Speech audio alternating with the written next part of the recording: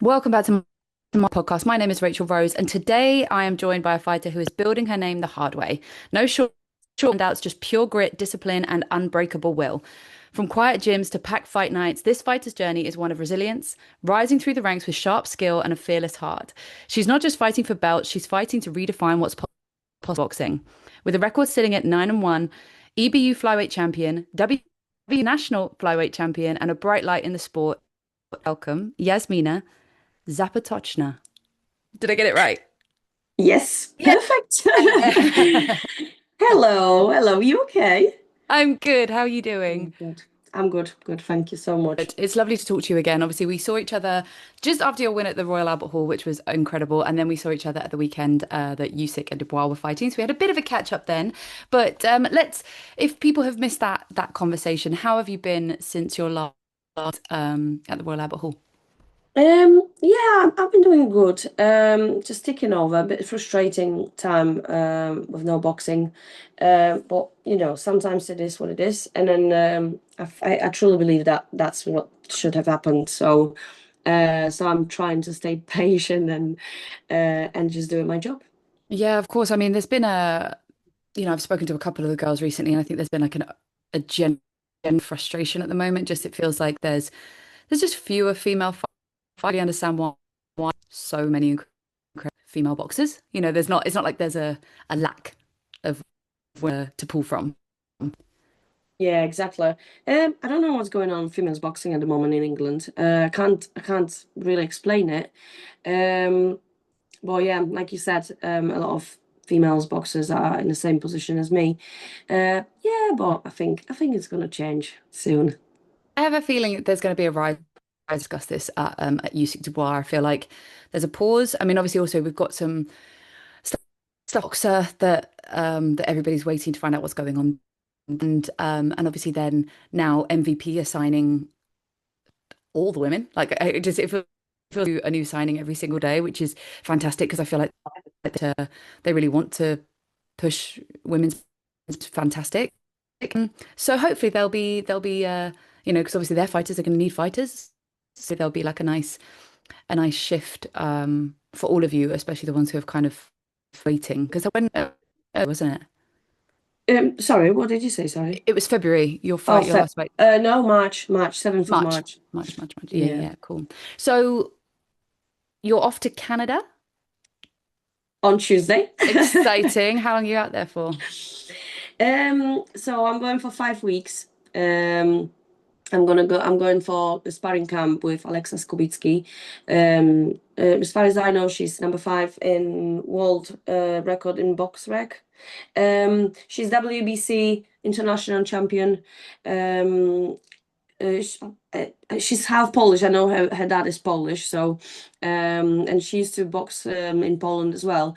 Now she's in Canada. She lives in Canada, so yeah, she they offer me sparring camp. But to be fair, I didn't expect it's going to be that long, but yeah, I think it's a good experience. Definitely massive experience for me. I've never been to Canada, so new adventure for me as well. And yeah, I'm gonna enjoy myself. I'm gonna do my best, and yeah, and I hope I'm gonna be back fresh and ready for the camp. Give me 2 seconds. My camera has just died. I'm not entirely sure why, but I'm gonna just quickly just It's all right. technology doing its thing, just It's keeping things. typical. I know, literally like full flow. And I was like, why is this not working? Okay, let's take this one out and do that. Change my camera to the original one. There we go. Okay, we'll just go to normal camera because clearly this one doesn't want to play today. Okay.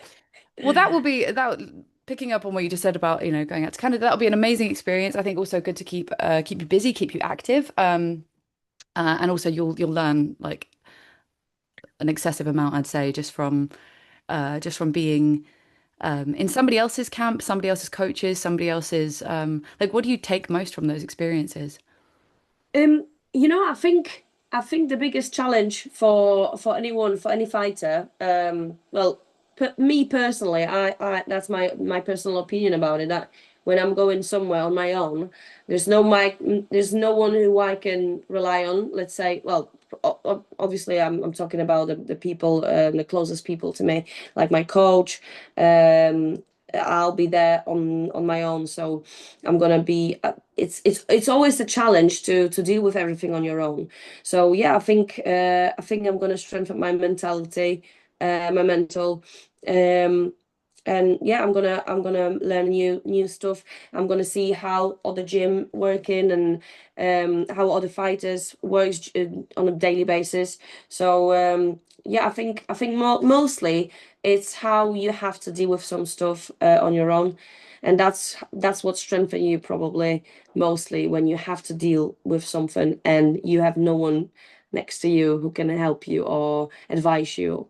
Obviously, I still be in touch with my coach or other people like I don't know my boyfriend or my friends, but it's a bit different. It's a bit different, and it's far away from here. Yeah, different time zones. No, I fully agree. I think this is something that like one of the reasons I started this podcast was to talk to fighters about, you know, their mentality, their mindset, how they strengthen, how they keep themselves solid and disciplined and focused, especially when things are hard, because in the ring you are an isolated being. Yes, you have somebody calling from the corner, but you have to rely on yourself.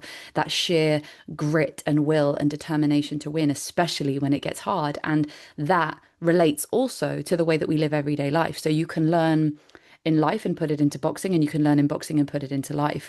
And I feel like one of the things that this is a loose statement because everybody carries their own journey, but I think there's a softness in our society at the moment which tells people that it shouldn't be hard. And when you tell people that life shouldn't be hard, they struggle when it is. You know what I mean? So it's like, actually, it doesn't have to be hard as in like brutal, but just making yourself generally uncomfortable really expands your horizons, your existence, and your ability to achieve, would you say? Yeah, I think I agree. These days, young people are like how to say it, overprotected. They are just like the parents or um, they just trying to protect them too much and then not trying to put them into challenging positions or situations. So they don't really know how to deal with that kind of challenging situations or problems or like you said any um, yeah when it gets hard then it's like oh no I'm gonna stay away I'm gonna give up. So that's not how life looks like. You need to challenge yourself. You need to overcome a lot of hard situations. And yeah, and I think what what sport and boxing taught me and still teaching me that discipline. If you are disciplined and you've got clear goal, your mindset will be strictly onto this, and then obviously there will be a lot of obstacles, and any fighter have a lot of obstacles on the journey. And the question is how you're going to deal with it, how you're going to overcome it. And then nobody's gonna do this for you until you just decided what to do next. So yeah, I think yeah, like I said, I think these days uh people just rather just choose the easiest way, and if it's and when it's getting hard, they're just leaving it quit. It's easy to quit, but then people are frustrated, people are complaining, people expecting much more from life, but they don't want to put anything to they don't want to bring anything to the table. And then yeah, and that's the difference between us fighters or when we want to go to the top, we know how hard it is. And life is the same. It's not only about sport, but for me personally, boxing taught me a lot, and I could overcome a lot in my life, and I had some struggles as well. So here I am, and I never give up. And boxing never been easy for me, never. And there were a lot of doubts, a lot of thoughts, oh, why I'm even doing it. Maybe I should just leave it and then having normal life. Uh, but yeah, it would be too boring and I would regret it. Yeah, I get that. I hear that totally. No, I agree. And I think that, I mean, I reached a, I kind of reached a point, and you and I will touched on this in our privately, and we're going to go into it properly because I want to talk about your backstory some more. But I started in music, and as life went on, and a lot of things that I hadn't dealt with within myself were sort of getting chipped away at the external. I didn't have the sense of self and the inner strength to just go, I've just got to keep going. I was sort of like slowly giving up on myself because whatever the messages was internally at the time, the external world, every time I got the no or the difficulty, I was like, oh, I'm not good enough. I'm not deserving of this. And it was sort of chipping away. And it wasn't until COVID that I had to fall into the black hole and really look at what was going on. So when I came out of the other side, I was very shaky on my feet. I was like, I don't know who I am. I don't know what I'm doing. I don't know where I'm going. And that's when I started to focus on boxing more. And my story is, I had I found out I had a flair for the sport, and I had a real kind of, just a natural instinct for it. Around the same time, I found out I had a heart condition. So it was like, I found out I was good at this thing and I wasn't allowed to do it. And I was like, okay, what am I supposed to do with this? So I spent years battling it. And then I decided I was going to fight in 2022, even though I wasn't allowed to. None of the governing bodies would let me. I did white collar just to make sure I could do it. And then did it once and then decided from there to become a coach. And then it's kind of led me into this place. But the journey of the training in boxing, of going into the fight, because I knew I wanted to fight one. I was like, I've got to do it once. I've got to just do it once. I've got to just tick that box within me so I understand the process. I didn't feel like I could personally be a coach without the experience. And what I learned in that 6 minutes, those 3 2-minute rounds, was you always have a choice of whether you give up or whether you keep going.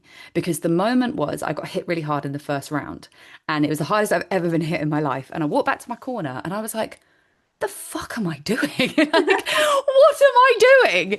And my coach was talking to me. I couldn't hear a word he said. And I remember just sitting there and thinking, it was clear as day. I remember it just sitting there and going, right, this is hard. Like, this is harder than I ever thought it was going to be. And I have two choices. I can throw in the towel and just say, this isn't for me. Like, what have I got to prove? It's my journey. I could throw in the towel if I want. I said, or I've waited 14 years to do this, and it's 4 minutes of my life. And it was like a switch went off in my head and I just stood back up again. It was like I came back online. You know those moments in a film where they go whoom and they're in like the Yeah. clouds for a minute and then they come back down. That was me. And my coach was like, are you okay? And I was like, I'm fine. And I was straight back in the fight. And it taught me so much in that moment about that inner voice and how clear it gets, especially in those moments that matter. And from then, I now know how humbling you have to humble yourself, because boxing humbles you every single day. Oh, yeah. It humbles you every single day. Like, I thought I was good then. I look back and I'm like, I was terrible. Oh my God, I had so much to learn. But that's the joy, right? That's the joy of the journey, is that you go, and then that has taught me, like, now in the media side of things, I know the media side of things is going to be hard. I don't expect it to be easy, but I have a Mm, resilience now because exactly. I've not quit on myself. I know that I can go to a really hard place and just go, take a breath. Sometimes you just got to take a breath and just be like, it's really hard, but I know what I want. So I'm going to just take a breath, have a cry, have a temper tantrum, and then keep going. And that's kind of the beauty, I think, of this sport, that I wish that what I want to, use this podcast, especially, and my position in the world, is to get more people into it, to understand that you learn about yourself here. Like, I'd say, Well, massively. you've said, you've already touched on the fact that you've had some difficulties. How did boxing play a role in supporting you through those tough moments? Like you said, boxing is so tough, and then it's really hard sport, and that's why before I carry on with my answer, I'm very frustrated when people just judging or making their own opinions or giving advice when they're watching boxing match, like it's something easy, and you know exactly how it feels, and then especially on the first fight, you think, oh yeah, I'm super strong, I'm ready, I'm fit, and then all of a sudden you realize, oh my God, it's harder than I thought. So yeah, and it's like with boxing for me. Um, I've started boxing when I was 20, and honestly, from the beginning, it never been easy. But I had really good foundation, and I and at some point, I forgot what I wanted, and what was my first thought and feeling, and emotions about boxing when I went for my first session. So during the years, I went through some difficulties, and then and I stopped believing in myself, and I thought, why am I even doing this? I'm not capable to do boxing. I'm not progressing. I was making a lot of scenarios in my head, because most of the time we are our own enemies. So, and we putting ourselves down. So I was beating myself up so much. And I didn't want to believe that I can achieve something in boxing. And then I started working with a mental coach, and he said, and he reminded me, he said, what was your first feeling or what first thought when you went for first boxing training? And I said, yeah, I knew I'm going to fight. That was my first thought. I was so convinced about it. I was so sure. I thought, yeah, I want to fight. It was just my first boxing training, and I already knew. And he said, yeah, exactly. So why you forgot about it? Why? So just because some people had massive, they had massive influence on me or impact, and then impacted my mentality, my I forgot why I even wanted to do this. Um, so yeah, and then but I was still keep going. I was keep going. Back in Poland, I was training. Um, Even when I had to work, I lived on my own. I had to pay bills and everything, and I was still trying to keep going and then achieve what I want to achieve. Um, but but then I realized, yeah, like amateur boxing never been my thing. I was always dreaming about big stage, a flashlight, ring walk, and honestly, I was always dreaming about this. And then when I moved to England, I thought, well, um, maybe it's not my thing to do. Maybe it's not my destiny. So I stopped boxing, and then I started boxing again in England. All of a sudden, it turns up like, yeah, but boxing just came to England with you.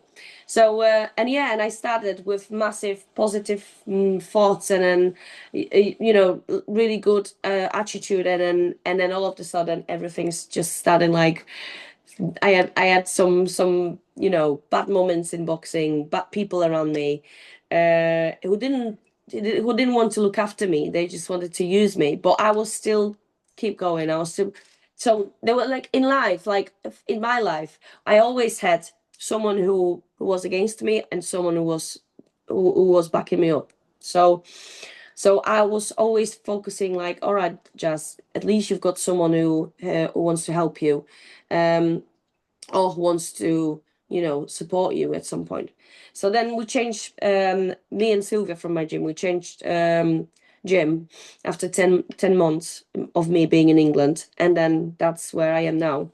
But there were a lot of challenges for me, and then only boxing helped me to stay where I am, and that discipline, especially discipline. And I thought, oh my God, Jazz, you spent so many years on boxing, and even in that doubt moments, like when I was thinking, oh, I think I'm gonna quit because nothing works for me in boxing, and maybe I just need to focus on normal life. And then I realized, yeah, but you spent so many years and you overcome so much. You came to a different country. You actually you're not doing bad. And my coach, Mark, I had a lot of conversations with him, and he said, "Look how far you've come. Look how much you achieved so far. So why would you think? Why would you even focus on the negative things?" And that's what we do, and what our minds doing, that we just focusing on what's negative and what or about our failures, about our some hiccups, like obstacles, and we couldn't overcome. But in actual fact, we never thought about, look how far you've come, look how much you did for yourself, and how much you achieved. So yeah, only boxing. When I had like a bad day or something, I went to the gym, even if I really didn't want to. Oh my God, there was a lot of, and there is still a lot of situations like that when I really don't want to go there. But then I go, even if I don't want to, and that's what makes us that strong, because we need to. is that that resilience, that relentless. We if we want to do something, and life is hard, and you've got a lot of obstacles in your life, still need to carry on, because it's just like a split second. What if? And I'm thinking, if what if I'm not do that? What if I'm so scared to thinking about what if I'm not gonna become a person who I want to be? Mm. And that discipline just keeps me going. Discipline. I don't, I don't think that motivation. Because a lot of people are talking about motivation, but motivation is just a feeling for. It's not permanent. It's just temporary feeling. Oh, I'm happy to go to the gym today. I want to go to the gym. But yeah, tomorrow I don't want. So where's my motivation? If I have no motivation, then I am not going to go to the gym. Then yeah. So yeah, that discipline, and I think discipline and that clear goal which we've got in our head keeps us going. And then I'm always talking about discipline, and that's what helps me to overcome some some challenges or some issues in my life. Yeah, I relate to so much of what you just said. And I think so much of what you just said is also really important, especially the fact that, you know, people only see the results. So people see you standing in the ring with a belt. They don't see how much hardship you had to endure to stand in the ring with that belt. So it's it's like we keep our struggles quiet, but we showcase our show, we all showcase our show reel, right? Like this is how amazing it is, this is how amazing it is, this is how amazing it is. And we're all going through this thing of like ups and downs and struggles and difficulty.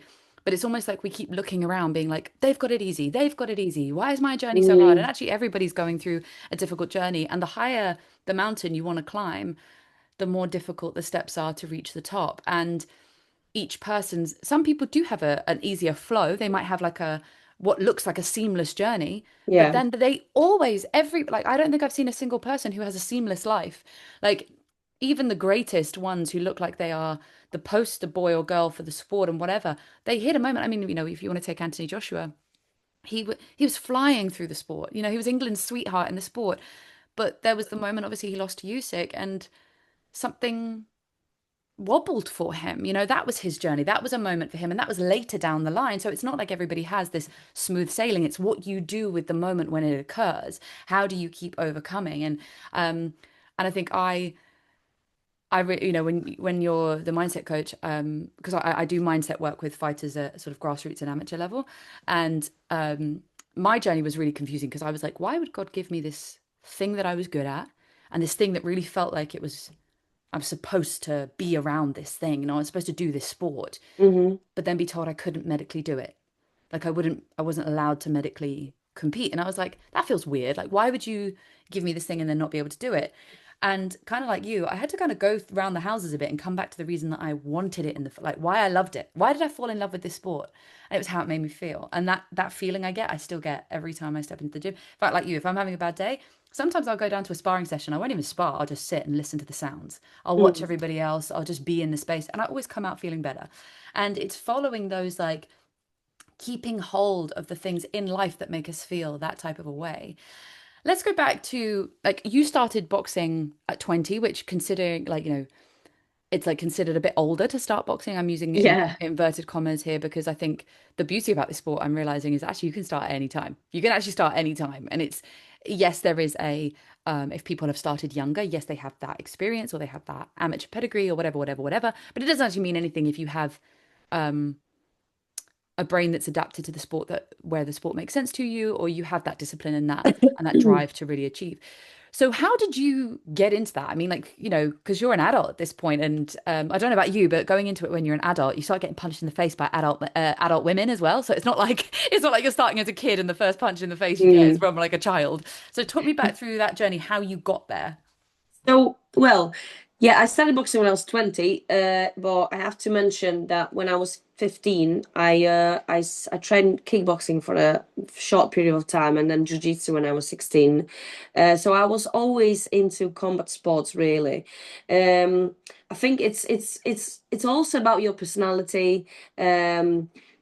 I was always, I don't know, and then since I was a kid, I felt like, all them films, like Karate Kid or Warriors or Wonder Woman or something. That was like, I always I was always admire all superheroes, like kind of, characters. And I always wanted to be like kind of a superhero as well. Um, because I don't know, it's like a mission. And then I always thought, I really want to be someone in life to have like a mission and inspire people. Other than obviously fighting, but yeah, it's like, oh yeah, I want to be tough, I want to be hard, but at the same time, um I want to be like kind of an inspiration for people, or push them to overcome some difficulties. Because when you a superhero, then obviously everyone's looking at you and then admire you. And um, so yeah, that's like, I know that my personality was into it a lot. My dad was prison officer, so when I was a kid, I was like six, maybe, yeah, probably six, seven. I have older siblings, so when my dad used to come back from work, he was showing my siblings some self-defense. And I remember that day. I remember that time. I was so wow excited. Oh, I was honestly, I was. It's like it was like a kind of a magic for me because my dad was showing my siblings, and I was like, Dad, please, can you show me? Can you show me? And then my dad was like, Oh, you're still too young. You're too small. And I was like, I want to know how to do that kind of stuff. So my dad was always my, superhero as well. Um, and I always wanted to do everything what my dad does. Always, honestly, I always wanted to go out, doing some stuff outside, around the house, and then, like make fire or whatever, like that kind of stuff. And then obviously, during the years, when you're a teenager, it's just kind of a silly, silly mind, and then we're doing a lot of silly things. So yeah, so I started uni when I was 19. Sorry, 18. Uh, and then I started working in pub. And I met a girl who was just doing boxing, and she said, "Oh yeah, if you want to come, just yeah, you're welcome to just join us and have a session." And then I didn't go straight away because I didn't have a driving license. So as soon because it was quite far from the place where I lived. Um, so yeah, I did driving license, passed driving test, and then one day it was 30th of April. I remember that day, 30th of April, because it was a long weekend in Poland. Because the first weekend of May is like Bank long, like holiday. bank holiday weekend. And I remember I came to that first training, boxing training, and it was only me. That was a group session, and it was only me because everyone else just went, I don't know, for some long bank holiday weekend parties or whatever. So yeah, I had a one-to-one session with my coach, and I just fell in love, and I knew I'm gonna fight. I knew I want to step to the ring, and that's exactly what's happened. But it was, I don't know, when year after. Yeah, so that's how my boxing journey started. I love that so much. I think that's such a, but also it just shows like you never know when lightning's going to strike. Like you don't know when something's going to land in your life and you're like, oh wow, that's just changed the trajectory of my whole existence. Definitely, honestly, because I used to be in music. I told you about it. I used to sing for 10 years. I was singing since I was six. So finished music school, and I always wanted to make a massive career in music. But me being from the little village, I didn't know the life. I didn't have anyone like mentor or who could, advise me or tell me the real story about music industry and how it works. And me watching them programs like Got Talent or Idol, or at that time Idol. So I thought I was just dreaming about, being on a big stage. And to be fair, comparing now, me being on a big stage, it's for me it's still like kind of a performance in the ring because I'm enjoying myself. I'm trying to show my skills, showcase everything what I've done in the gym, and it's for me it is kind of a performance as well, so I can relate it to music or performing on the stage with a microphone as well. Uh so yeah, I just changed it a bit, but like you said, it's you never know, and I truly believe that everyone's got their own plan, and nothing's happening without a reason. Um, so I'm trying in every situation in life.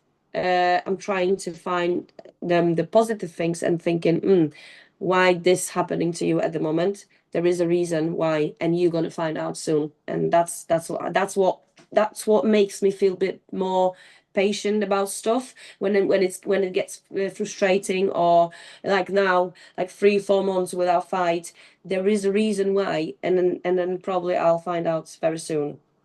Yeah, and it's really tough to lean into that sense of faith. I mean, I recently reconnected with faith. I mean, it's not for everybody, but for me, I found a relationship with God that I'm rebuilding and trying to lean into that faith when I've been a control freak for a massive part of my life, and I've always pushed, controlled, tried to navigate it myself, and having to learn how to just release it and let it flow has been one of the hardest parts of my Mm-hmm. journey when I want to try and be like, I feel safe if I'm making this happen for myself. And for a long, for a lot of things, there is a proactivity, but I think sometimes it's about learning when to be proactive and learning when to let it unfold. And like you, obviously, I've sung my whole life. All I ever wanted to do was sing. And somehow I've ended up in the boxing arena.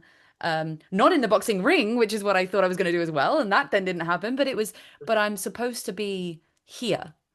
And I would never have said that. Like, I never could. Like 10 years ago, if you'd said to me, this is what you're going to be doing, I'd be like, no, I like boxing, but I'm going to sing. Like, that's my goal. That's my journey. But there was just so many guiding lights that kind of was like pushing me in a different direction. And I was like, in the end, I was like, okay, let's just see. And maybe, who knows, maybe you and me are going to do a duet at some point. And then, it'll be just like some extra side hustle that we do that we just Oh, trust me, I'm still thinking, my music and singing, it's still in my mind all the time. And I never separate music from my life or just forgot about it. No, music is a part of my life still. Um, Do you still sing now? uh, well, I had a vocal coach for a year, during the COVID or the year after 2021, and then I had to quit. My life, my life is just crazy. Crazy. So Yeah. there were a lot of changes in my life at that time. So I quit, but I really want to come back to it. So probably I'll start the new lessons, probably in the next couple of months or weeks. No, maybe not weeks, but months. Yeah, Yeah, not a but I max really five. want to come back to it because I really enjoy myself singing. Um, and then yeah, but I'm very strict to myself, and I'm criticizing myself a lot. So if it's not perfect, I will never do this. So obviously I'm trying to reach perfection in boxing as well, and I know exactly that it's impossible, but it sometimes it helps, sometimes it could stand against you. But yeah, with music at the moment, it's like I will never put anything well, I really want to put something, for example, on TikTok or whatever, but I don't feel confident enough to show my vocal skills. Yeah. No, I get that. I mean, yeah, because I've carried on singing, but I've had to reacquaint myself with my own voice. So I think for a long time it sort of I felt like where like kind of like you where I was getting chipped away at and I was like losing my confidence in I kind of let the outside voices I was giving my power over and being like, you tell me who to be. Tell me who to be and I'll Yeah. be it. And I had to go back to the basics and be like, but who do I want to be? Like, who am I? Who do I what do I want to say? What do I want to sing? And so I've been like reacquainting myself with that journey. And then now I sing when I want to sing or if there's a gig or whatever. So I've never stopped like you, but it's how to it is very hard when I feel like the boxing takes it utilizes a lot of our masculine energy, which is our doing energy. So it's a very practical energy, Mm. whereas the music side of things is a more feminine energy, which is a more being energy. It's that more creative flow, and it's hard to find space for them both to sit together when there's a very Yeah. like practical step here, whereas this step asks us to kind of be and just feel and let that sound or story or moment come through. And especially if there's rigidity in my body from training, it's hard to then soften to then. Yeah. So, so I can completely understand why you're like, I'm just going to park it for a minute because trying to make, I mean, and bearing in mind, I train for joy and for my career, for my coaching and just, make sure I'm not a crazy person. This is your whole career. So Mm. being active and being in that space, it must be quite hard to find time for anything that doesn't feel like it's a priority right now. Yes, yes, and to be fair, I'm I am struggling sometimes because I'm thinking that I really want to do a lot of different things. And when I reach, I think it was when I was 25 or 26, I don't know, I just got to that point and one day I woke up and I thought, you waste so much time and doing stupid things or doing nothing.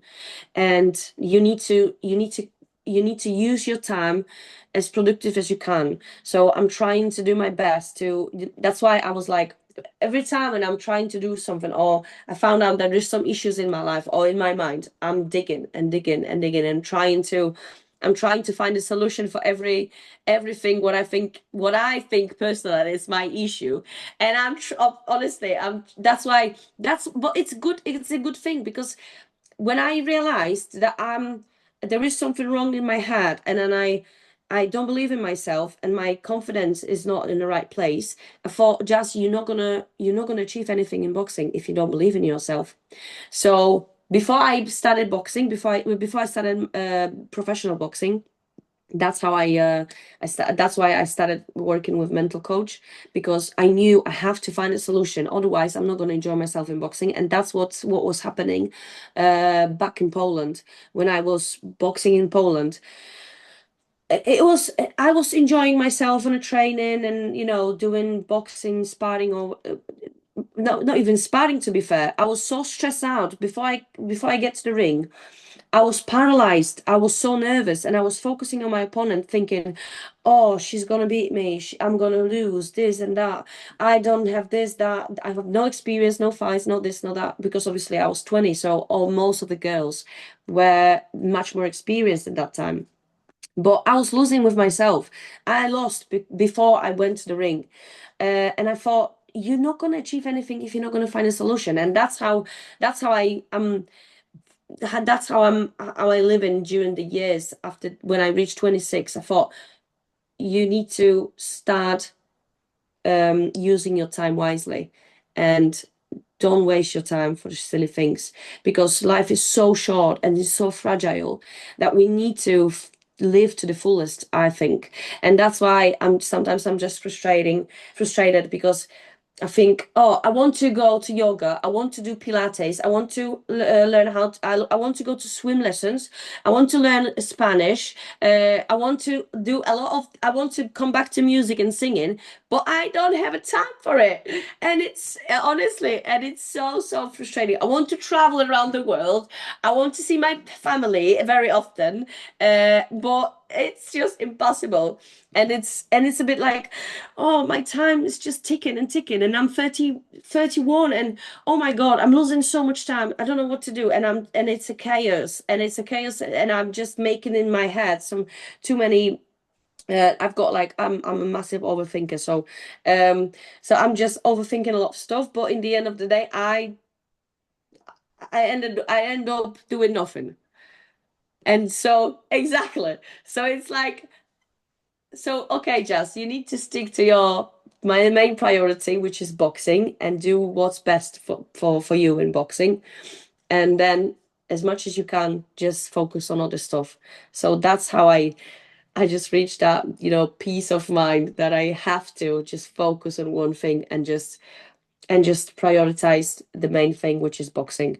But yeah, it's hard I sometimes. was just laughing because I was like, are you inside my head? I was like, you're the same person.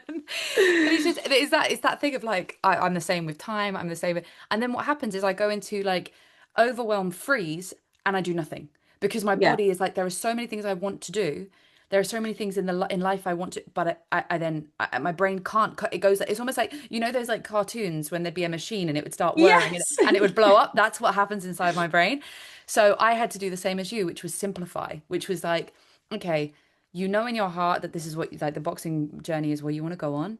So give energy to that and create space so that for me, like with content, ideas, like allow it to come through rather than trying to do like 18 different things, but do like two of them okay, one of them quite bad. Like, you know, because I was just saying, you know, my mother speaks fluent French, has done, and it's a very familiar language to me, but we stopped speaking it when we were kids. So I always try and think, oh, I want to get better. I want to speak more French. I want to get fluent in French, and trying to sustain everything and then maintain another language at this point, just doing like Duolingo every morning. I'm like, am I doing this to learn or am I doing this to tick the box in my head that says I'm learning French right now? Do you know what I mean? Yeah, Am I exactly. even retaining the language?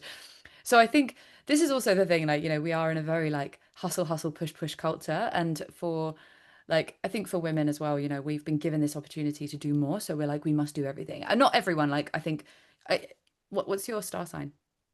Aries. Yeah, Aries. same. Aries. Fiery. Um, Sometimes that can play a part. But it's just, you know, when we have that drive and that passion for life, and when you feel like you've started something late, or you feel like you've got something to prove within yourself, or you want to make up for lost time, or you want to achieve more, and you feel like you're, you know, those are all out of control. We're like, okay, well, if I can't achieve that in my timeline, what if I can achieve this in my timeline? And Yeah, exactly. it's trying to like force forward, but actually you're already on the timeline and I'm already on the timeline and we can't make it come faster, go faster, be different, you know, whatever. So it was just really funny hearing you explain it. And I was like, oh, wow, we are the same person. Yeah. And I'm sure there's other people out there sitting there going, oh my God, that's me too. Um, Yeah. and it's learning how to like hold what we have and like go after it and be at peace with the things that maybe in this life we're not going to get to experience or we experience it later because like boxing is a short career. You know, it's not something that you can do for years and years and years and years and years. Women can go longer. I mean, you look at Natasha Jonas, obviously she's had an Yeah. incredible career. So women like can go longer, I think, because they start a bit sometimes, well, traditionally in the last however many years, women have started later because there hasn't been an opportunity for them. So Yeah. it's like as the opportunities came about, people were coming in at a later date. So I think there is a bit more wiggle room there for women.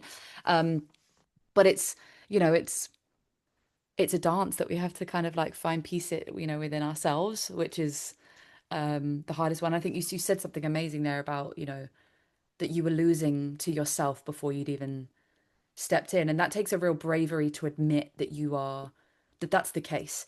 Because I think people don't want to admit that their mind is beating them. They want to make excuses or have justification Exactly. and be like, oh no, I didn't lose because of that, because of me. I lost because insert relevant excuse. And that's when self-sabotage comes in. I've witnessed it with a lot of people, is that they do things in camp or in the process that is an excuse they can anchor into should they lose the fight. For example, I don't know, they didn't train that hard. You know, they deliberately like pull back on a few sessions or whatever. And then they lose and they go, oh, yeah, but it wasn't a great camp for me this time. I didn't really train as hard.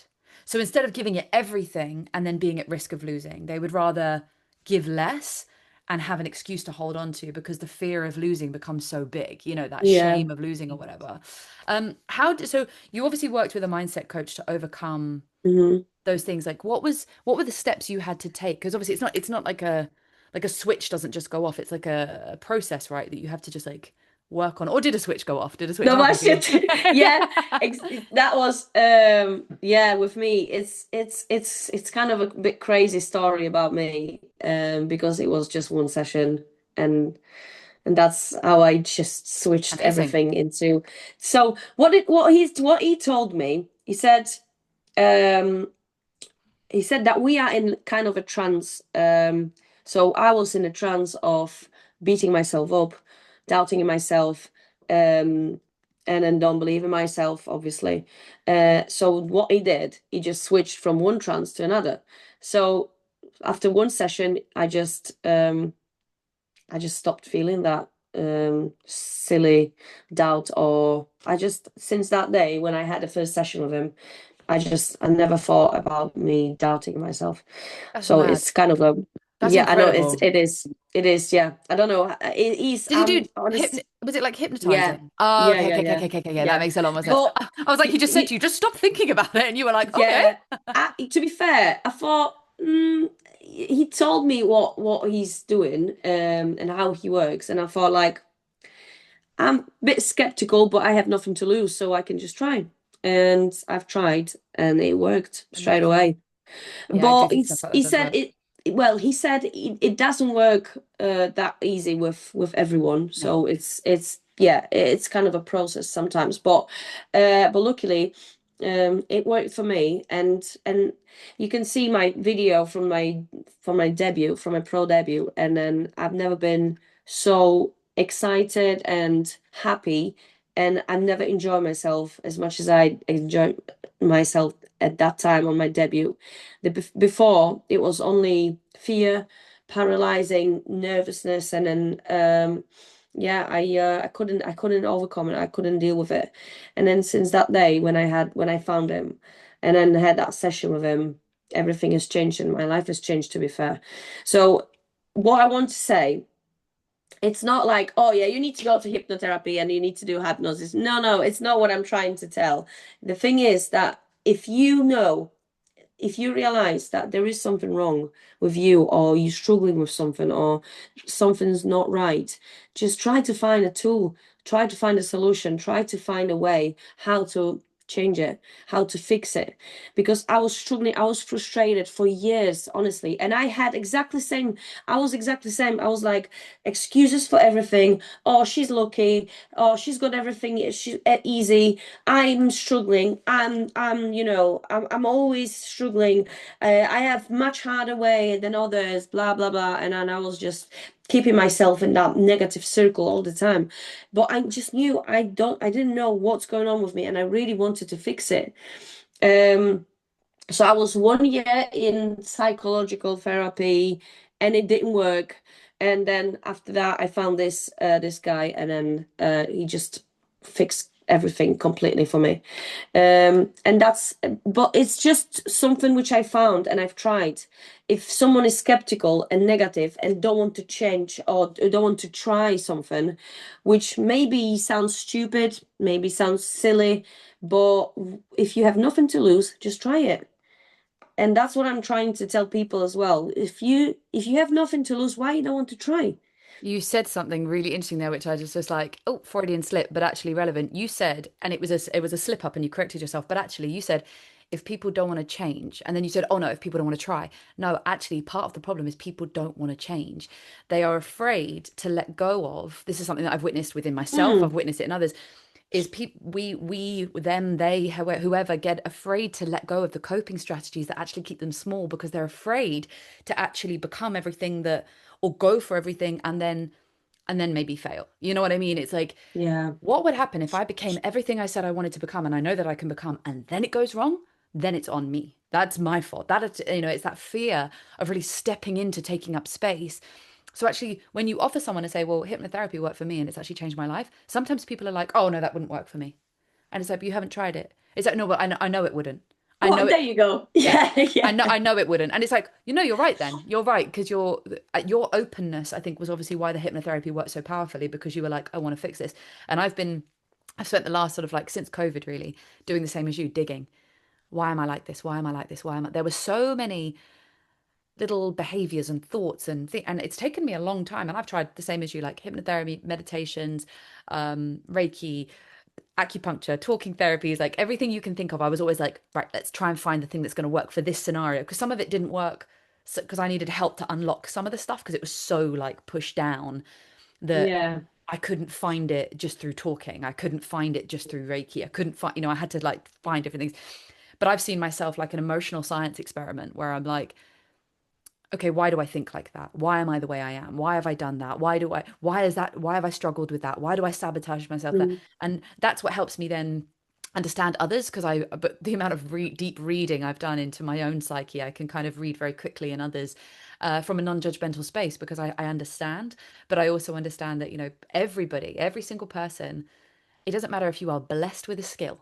It doesn't matter if you are naturally talented. It doesn't matter if you've come from all the money and all the things in the world. It doesn't matter if you have been built and, built to do something. If you don't understand yourself, if you don't have that sense of self, if you don't have that, or even that ability to emotionally be able to say, hey, I'm struggling here.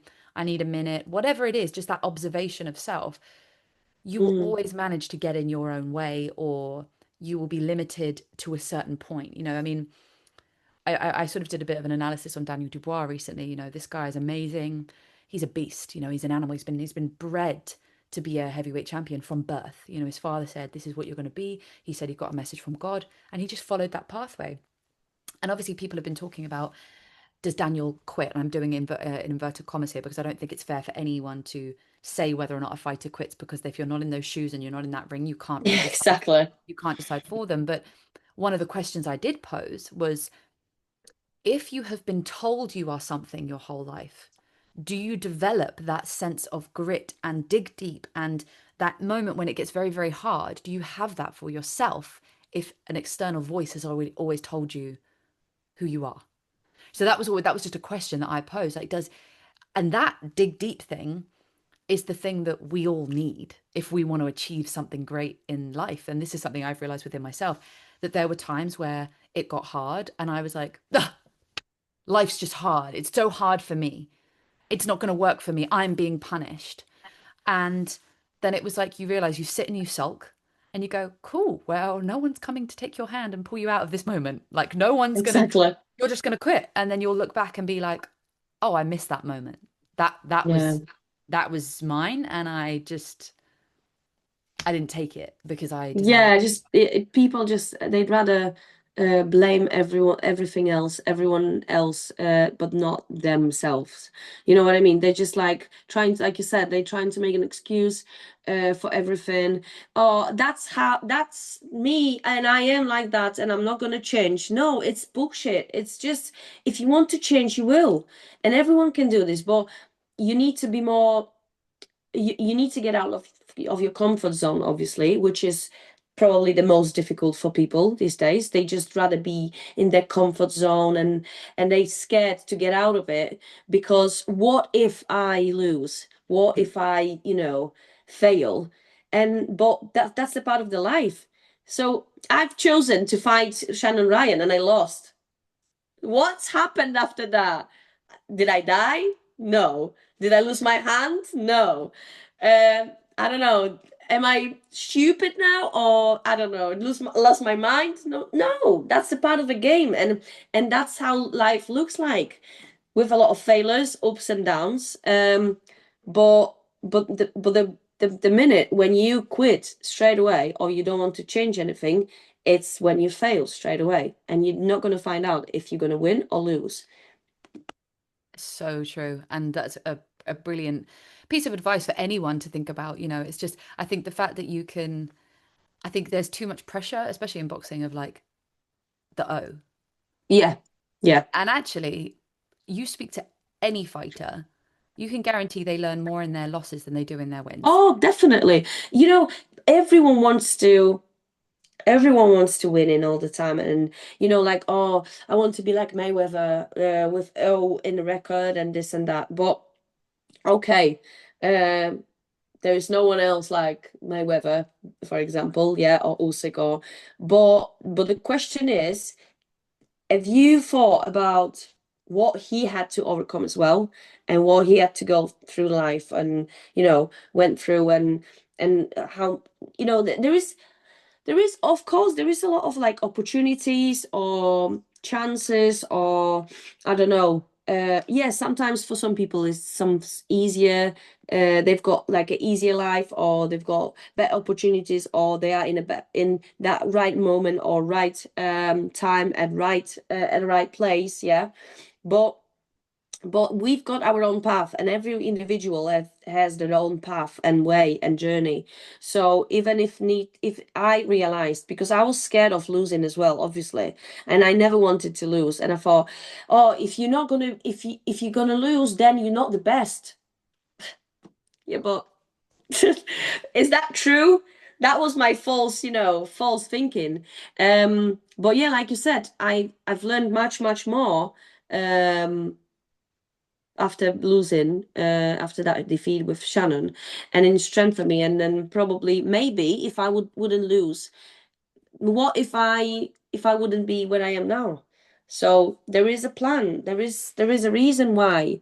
And you know what? And I had really good lesson. Well, I don't know if it was my fourth fight or anyway, it was like 2 years ago or 2 years ago. Um, my life challenged me to and test me how much I really want to do this. I know that that's what's happened to me. That life in 2023, okay, it was 2023.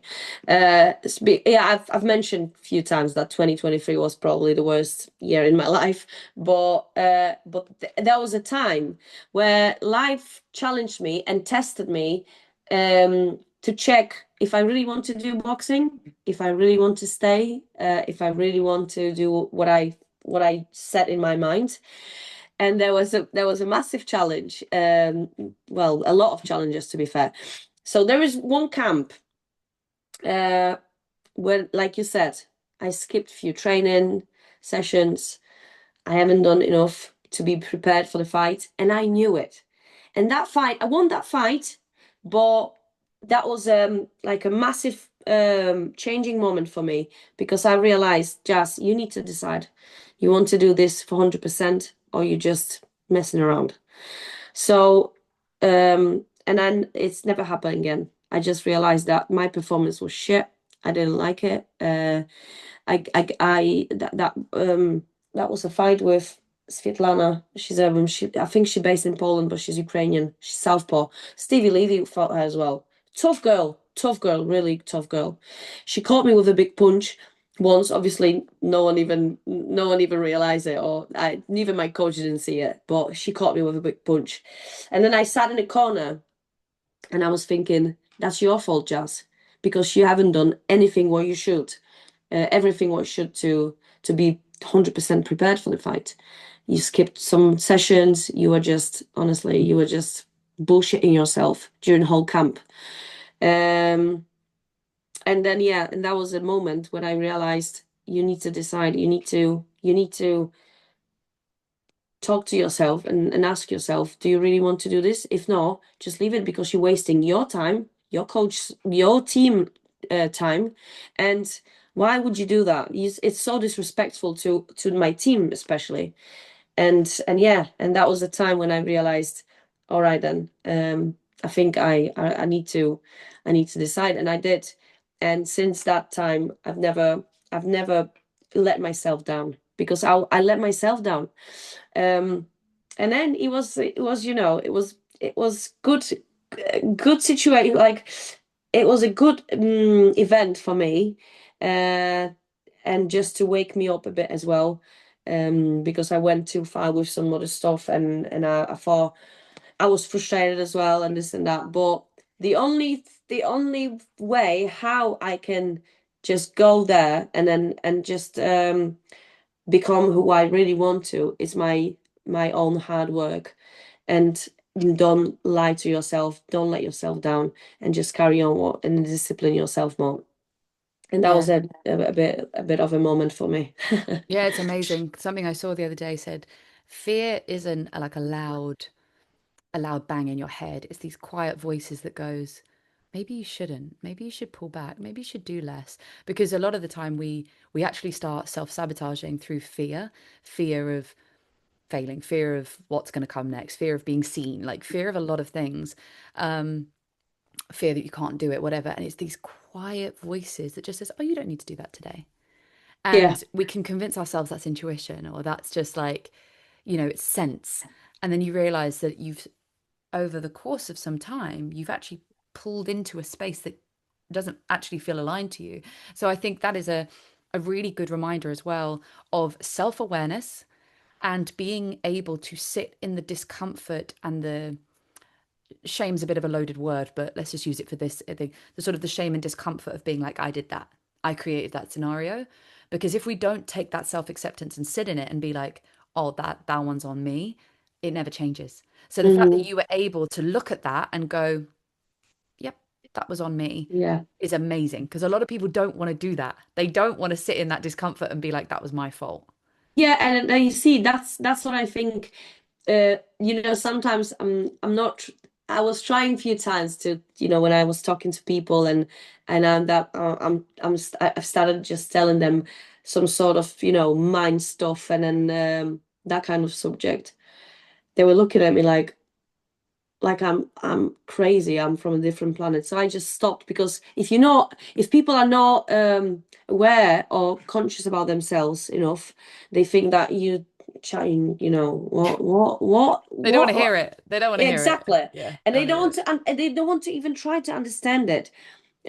So yeah, and I got to that point. I used to be like that as well. Oh, that's your fault, their fault, and world fault, and I'm just I have a bad luck all the time. No, and then I realized everything is on me, and I never ever blame anyone or for my failure, or if I done something wrong or something. It's on all on me, and especially with that fight is a really good example, because I knew I haven't done anything what I should to win that fight properly or having a good performance. But that was like a wake up call for me. If you really want to do this or not, because I've got a really good team around me.